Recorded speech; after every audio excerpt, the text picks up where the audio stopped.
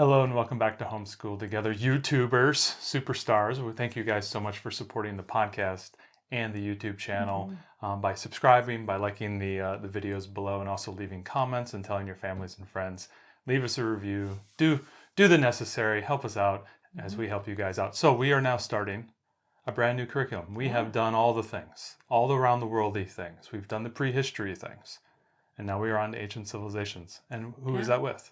I'm excited. It's with Build Your Library. So we did Build Your Library 0 and Torchlight K combination for Around the World Kindergarten. And then we did Prehistory as a combination of Build Your Library and Blossom and Root, grade 3 additional science. So now we're doing Build Your Library level 1 for ancient history. And this time, I know it's a shocker. No combos. We're not combining it. No. Well, I'm going to call this Build Your Library 1 Plus. Yes. Because I can't leave anything alone. And there's a few things for our family I think that we need to add and that maybe you all would appreciate too. Yeah, while we'll talk about those today. While we're not combining, I will call this plus and we'll get into everything that we're doing about it. Absolutely. So we came from the prehistory. We had a great time, and it was a very logical transition to go from, we wanted to do ancient civilizations. It started in early man. You noticed that and you said, hey, let's do prehistory to start with. And so we went ahead and do that. And it has led up to this point now. And so what level curriculum is this curriculum? And I'll pull the book out here. Yep. So this is level 1. This is, kind of first grade. The levels go with grades. Although I think it might say, ages 6 to 8. Our daughter is 7.5. We're doing this for the first time round. We're going to do this with her now. And then her younger sister just turned 4. And when she turns 5 or is ready for it, we're going to go back and do another around the world journey, although maybe a little bit of a truncated version, not our full combo that we did last time. And then we're going to move through this again, prehistory and ancients. So this is kind of like our practice round. Yeah, it is a practice round. And so we're really excited. So Blossom and Root. You're talking about prehistory, and I'm thinking because we're doing Blossom and Root with our younger one right now. Right, we're doing Blossom and Root Early Years Volume 2 with our younger, and we're going to be doing Blossom and Root Science, so I'm all confused. Okay. They both start with B. B is the letter of the day, kids. Build Your Library Level 1 is 36 weeks. It is a digital PDF curriculum. If it's something that you're not familiar with before, it's a really popular secular curriculum. Essentially, you can print it out.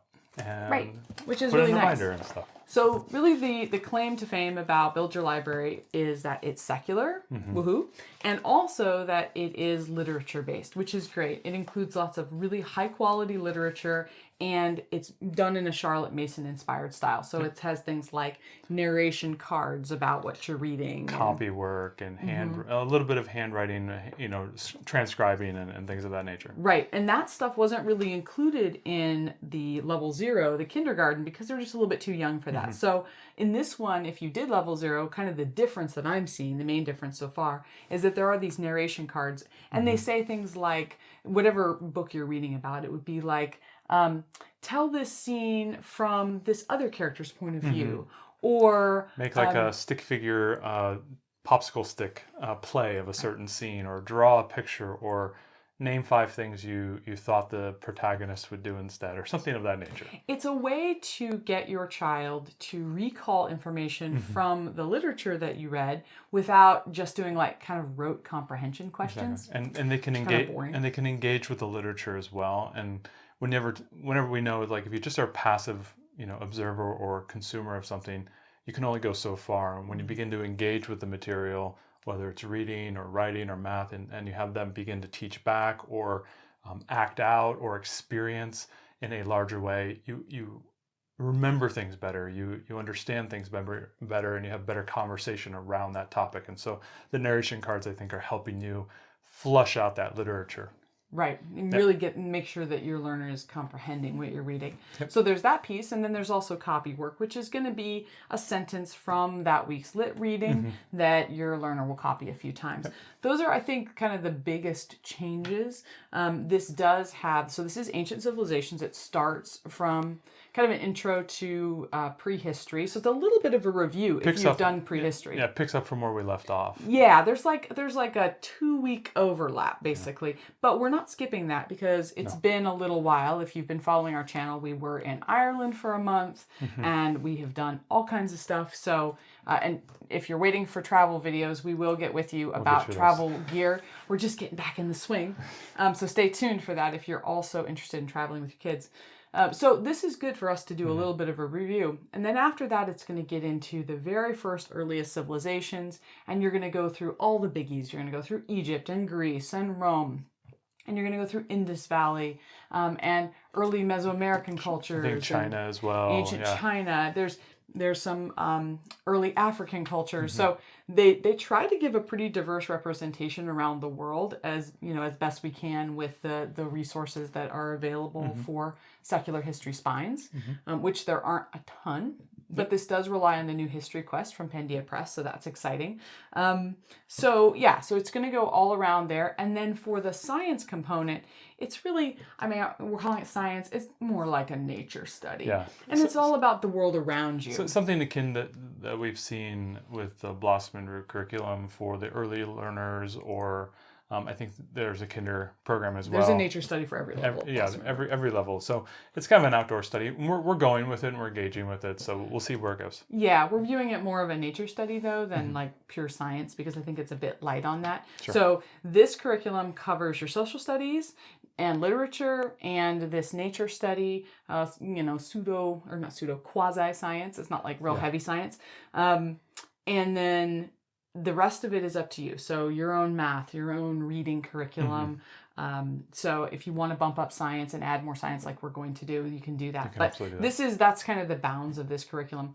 So let's go into a sample week and talk about like... Well, let's first show like how... So first of all, you may have followed that we normally use a lot of online planning things, but this time we are going analog with the binder and the printout. And I think that's been really nice. But also you put together these wonderful boxes. Nice little crate. So these are from Target, and they'll go on sale at right before school, back to school. So look for them in like August. And we're doing the plus, which we'll get to. There's a second one, and I see it right over there. And we're running 2 of these, and so that's basically we haven't spilled out from that. So spoilers, we've already done our first week, but we're going to record that. We'll record that next, but. We haven't spilled out of these 2 crates, so size-wise, you can kind of imagine. Right. So my goal, because I tend to go overboard with books, is if it doesn't all fit in one of those crates for the week, then I have to cut something. Yep. So what I've been doing is I have one of these crates set up for the current week, and then I have one set up for the week coming. That's where I can put the next library books that I get, and I can prep with a movie and whatever else, and I can put it in the next. It's a very logical way, especially since you're thinking about planning and you're trying to get yourself moving, and greasing the skids has always been a big thing that I've always thought about, is like, how can I grease the skids to make things easier? And the way you're doing it with prepping for the next coming week, sometimes there may be a 2-week cycle, so you may have 2 weeks that you're prepping for, and then the current week that you're consuming, so you can get books in from the library, put them in for the next 2 weeks or whatever the next week is that you're doing, and be able to then just pick and pull from the current week. That was a very nice feature that you have put in for me. Yeah, I had to get some sort of organization because we were a little bit chaotic when it came to the last one. Well, and it was a bit easier when we did like around the world, because it was like books on this country, and then the next was the next country. It was like totally different. Well, now that we're getting into history, it's a bit more fluid, and a lot of books cover huge time swaths of history. So it's like, what part of these books do we want to use? And as you can see with some of the books, we've got, I want to show this one here, History Quest. I'm using a patented 3.5 by 5 index card method. Whoa, make sure you cite us for this reference. So you make sure. To make things easier, what we decided to do, like you said, we went paper, and then when I'm putting books away for the next week, I go ahead and I mark them with an index card so that you can just open them and go right to where you need to be with our daughter. It makes it a little easier to start. And then with the curriculum, what we did, we printed it out, and then before each week, and why don't you show the... So I've been using some sticky note pads so I can jump, because if you're thinking about it, you have like 50 or 60 pages, you don't want to keep thumbing through there. I have a sticky note on the page that is for the narration cards, and then I have a sticky note for my current week that I'm on. Right. And so I'm able to flip between here, but I will go to the first week just to show. So what we've done here, just to show how I've done this, At the beginning of every week, before the week, I've done my pages where I've added information, and we're going to talk about what we added. Yeah. And then we go right into Build Your Library as it's written. So this is week 1, which is part of the sample, so we can show this. And this is all done as a table, days 1 through 5, and it gives you these different categories. So I like this because it just kind of gives you a high level view of the things you need to do. Now these are broken up by day. Day 1, day 2, all the way to day 5, and then you can pick and choose what you do. There's no reason that you have to do everything on day 1 before you can do day 5. If for some reason you want to do a double reading or do some additional pulling, you can absolutely do that and pull things in for the week. But the key thing is here, everything that is explained on this day 1 is not actually shown to you. You actually have to go into the page where she lays out exactly what you need to do, because there are some activities that are not called out on these pages. These are great because I love checking things off. That's kind of a thing for me. She'll always tell you. I love checking things off, but I did the first couple days and thinking, oh, look at me. Look at this guy. He's getting everything done. all the pages. And then I realized, she goes, well, did you do the writing thing? And I'm like, I didn't do that. And so I had to go into these pages. So you can see I'm checking these things off as well. The things that are on here are all the readings. Yeah. But here you have an extra history activity, another optional book, bunch of vocabulary, the copy work. There's also memory work as part of this. I guess that's another part we didn't talk about. There is a poetry book. There's another National Geographic poetry book. And there is a memorizing 1 poem a week. So that is one more new piece. Yeah. If you did Build Your Library 0 and you're going into 1, that's another new piece. There's a memorization. Well, and so you see that every single day has a separate page. So you can just keep flipping through and going through. And I like checking things off. And something that we've talked about in the past with a lot of curriculums, especially curriculums like this where they lay out a bunch of stuff. Sometimes you're just not going to get to something on that day. And it's maybe something that's not really working for your kid this week. Or maybe that poem, for example, one of the poems was a little long. And my daughter was like not really into it. And so I said, okay, we're going to just leave that one off. We'll memorize something else or whatever it might be. So you'll see sometimes I have X's in here, and I'm just saying those are one little thing I'm not going to do this week. And that is okay. It doesn't mean the curriculum falls off the wheels and you can do. Crashes and burns. You're not losing the game if you do that. So pick and choose what you want to do. I have been able to do most of these fairly quickly. I think less than an hour's worth of work, maybe a little bit more here and there per day. Well, I think it's a little hard for us to quantify because I have added extra books and extra activities for him. So maybe it's an hour and a half a day with my extras. Yeah, with the extras. But for the hardest thing, I think the longest poll in the 10 here on every one of these is actually the reading and the literature. Yeah. And when we get into week 1, we'll put that next video out. We'll talk a little bit about, what the day-to-day looks like. But this is kind of what you're looking at as you're flipping through. And it's very straightforward. You just get to day 5 and you're done. And then it goes right into the next week. And that's it. Right. Yeah, it's fairly straightforward. So, that's the way that it's laid out. We're going to go briefly over the spines. There's, of course, a lot of individual books. But we wanted to just talk about the spines very, very briefly. What we're going to do here, we're just going to show them to you. Each week as we go through, we're going to be vlogging this entire journey and talking about the extra books that we use and extra activities and movies we watched and recipes we alternative books that you might be able to use. Absolutely. We're going to talk about all of that stuff. And we're going to, each week, we are going to highlight a specific spine that we're going to show in detail, and we're going to do a review. So we're not going to do that all here because that would bog down this video, but we want to give you a quick overview. So History Quest. Yeah, so this is History Quest Early Times. This is the replacement for what was Story of the World. Story of the World 1 was, oh my gosh, it's off now. It's okay.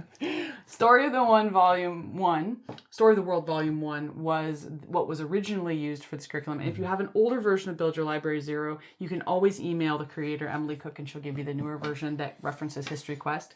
This book came out a couple of years ago from Pandia Press. It's a totally secular book. It tells things kind of in story format. Very, very much just a reading. You're just reading. Right. But it's for this early elementary grades. And you're going to go through this whole thing. The entire thing. Whole thing for them. Right. And this will be done, and then the next one, History Quest Middle Times, will be the next version that you'll use in Build Your Library 2. World Mythology for Children. Okay, so this is a book written by Emily's daughter, Sarah, and this is just a smattering of stories of different mythologies from different ancient civilizations. So we haven't started this yet, so when we do, we'll give you a full review. This is just text only, no pictures. And you can only buy this on Amazon. You can't get it resale. So you'll have to get this on Amazon. The Usborne Encyclopedia of World History. So we've talked about this one in the past. We love to this just book. open it really quick. This is a highly visual book, and you're going to be using this as a main spine through all of the elementary Build Your Library. So this is a good one. We'll talk about this in more detail. detail. If you remember from our prehistory reviews, we talked a lot about this book with you also use it in prehistory. So it's a good one to keep, and she carries this forward into the future. Oh yeah, this is the entire elementary encyclopedia, and it has internet links, so that's extra reading. A Child Through Time, DK. So DK, this is a version all about a child's life in a specific place in a specific time. Yep. So this one's, just choose one page. It shows a child and all about their life at that time. So we'll talk about this one more. They give a little bit, a bunch of Leonidas. Yeah, and this is not just ancients. Yeah. This goes all the way to modern times. Modern times. So, we're getting a little back. We're in a little back over here. So this is 13 artists children should know. This is the art spine for the first half of the curriculum.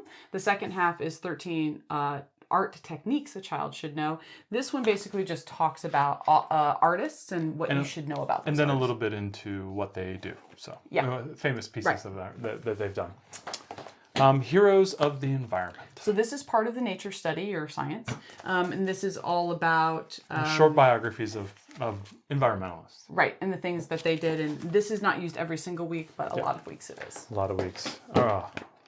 One Small Square. I think we had reviewed this before. We had talked about this. This might have been in another curriculum that we. Well, we did One Small Square of Tundra when we did Around the World.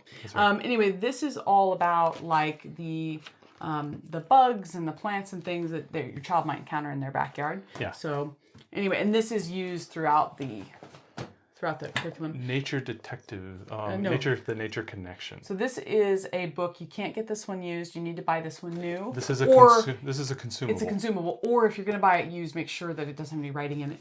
Because you will be writing in a book. This is like a nature notebook, and kind of an enhanced nature notebook that your learner will use throughout all Build Your Library 1. And again, using sticky notes and cards will help you speed up your process of doing it. Right. Absolutely. Next one. Oh, this is the poetry one. Book of Nature Poetry. Right. I took the cover off of it because, I don't know about you guys, but dust jackets just never survive in our house. Not going to survive. So I take them off when we're using them, and then I put them back on after we're done using them. Yeah, so you could choose just straightforward poems. These are where the memorization work is going to come from. They can be both short and long, so gauge. So if you use National Geographic's Animal Poetry and Build Your Library 0, this is the same thing, but this is nature poetry. The Natural World. So this is also part of the nature study, and this is a little bit more encyclopedic, but with really great drawings. And this goes with the science part of it. Absolutely. So these are the main spines. Of course, there are more books, but we wanted to give you a quick look. Yes. And like I said, each week we will go through one of them in detail, either one of these or one of our alternate spines. We have a number of alternate spines that we're adding that we think are really great, and we'll go through those and talk with you about them. So with Build Your Library, with any curriculum, you at home may experience this and say, hey, you know what, our family likes to do this, or we enjoy these type of things, and it's not called out in the curriculum, and so you may start to want to put things into the curriculum. So we have thought about, what is in this curriculum that we like, and what are the things that we'd like to add, and this is the plus. This is the plus where we want to add a few things. Right. And what were those things that we felt were not necessarily lacking, but things that we wanted to add back in? So one of the things that I really loved from our time doing the Blossom and Root Prehistory is she did this big overview section with key takeaways, big picture messages. There's a little bit of that. She has it in here, but what you've done, I think, is more. It's very small in here. But what I really liked about that was it gave you a little introduction as a teacher of what you kind of need to know. And then it gave the big takeaways for you to share with your learner. And I thought those were really great because they helped kind of set the stage of what we're going to learn about this week. So this is what Ariel has put together. Right. So I put together an overview, just a little write-up, and then I put together key points for every week. And we'll go through, this is week 1, so when we do our week 1 video, we'll talk about exactly what I included. But I thought that was really important because it sets the stage. I used an AI tool to help me write that, so it was a little bit easier and I have to write it all from scratch. And then you also give me links to additional books on the right. bottom. I have additional reading. And then on the other side, I believe you gave me some writing and some video links as well. Right. So one of the things about this is I feel that because this is a lit-based curriculum, I don't think it's as visual as our daughter would like. These are the only spines, and I'm sure you can think of like all the amazing books there are about like cross sections of pyramids, for example, and things like that, right? We really like highly visual books. We love like DK books that give us all of that. And so I really felt we needed to add some more big visuals. So that's part of the additional reading that I've added. So videos, additional books. Well, so those are the additional books. I just want to talk about like book visuals. Books. So that's the book visuals. I've added some of those. I've also added a couple of like National Geographic readers and things that are at her level that we can read together about the topic. So a few more nonfiction sources. And then I did add in a fun literature selection every week. I'm not combining this with Torchlight 1. And the reason that I'm not combining is frankly just because it's a lot of work. And looking through it, I didn't feel like the benefit was there for doing a full combo. But I already had a couple of the literature books, and so I thought, this would be fun. So I've added in those books where appropriate as fun literature selections. What we do is you read the main Build Your Library Lit selection during the day, and I read the fun one before bedtime. And you tend to do the history quest as well. I think we're going to have you do a little bit of that as well. Right. I do other pieces, but mainly on these 2 books. We kind of have 2 chapter books going simultaneously, which works fine for our daughter. She also has an audiobook going at the same time. She has no problem switching between stories. If you're learner does, that may be something you do differently. The other thing I felt was missing from Build Your Library is I really wanted more creative writing. And I understand why there's not as much creative writing because this is for first grade. And their writing skills and spelling and all that thing is only so good. So what I wanted to do was create creative writing prompts that we could either use speech to text or we could transcribe for our daughter so that she could have this creative writing experience and not be held back by how much she can physically write or how well she can read, that she could let her imagination flow and really be creative. So I added a creative writing prompt. We also added movies and documentaries because we're a big media family. We really like that. I also added YouTube videos for each week that have a couple of extra, just not a ton, but a few that can really highlight different areas. And I added cooking because it's something our family loves to do is cook. Some weeks that cooking is going to be based on what they really ate at that time, and others it's going to be more kid-friendly, inspired by. So your mileage may vary with that one, but we love to cook. We like to cook and watch the movie that we selected as kind of a Friday night tradition for us. So I wanted to add that in. And then finally what I did is come back to that overview and that big picture messaging and put in a summary. So at the beginning, you know, it's like writing a paper, right? Tell them what you're going to tell them. Tell them what you told them. So we got this whole beginning where it's like, what are we going to learn this week? Then we learn it all. And then I've created a summary paragraph at the end as you're wrapping up that you can read to your learner and say, this is what we learned this week and this was what was important, just to kind of like put a bow on it before we move on. Because some of these weeks we're building and others we're going to be switching to a totally different area of the world. And, you know, they're first graders. So I'm not expecting there to be huge retention here, but there's a couple of things that I would like her to remember, and they're pretty basic things to remember. So I'm hoping that will work out. So that's it. Yeah, so that's what we added. We're going around the world with ancient civilizations. No, I'm tired of saying the words around the world. Around the world. No. So Build Your Library, we're very excited. It's obviously a lot. We're going to go week by week, or sometimes these... week by week. Week by week. Yeah. So they're week by week, and we'll go ahead and put out a video for every single one. Talk a little bit about, what worked well, what didn't work well. Help you guys get a feel of what you guys are going to go through in your own homeschool. I know you guys may be planning for this coming up for the upcoming year. This might be on the horizon for next year. You might be doing the around the world journey right now. That's great. Keep these videos in mind when you're building and accumulating various books that you may be purchasing. Think of these videos. We're going to show you how we did it and how well it went. So week to week. Stay tuned and we'll give you all the details.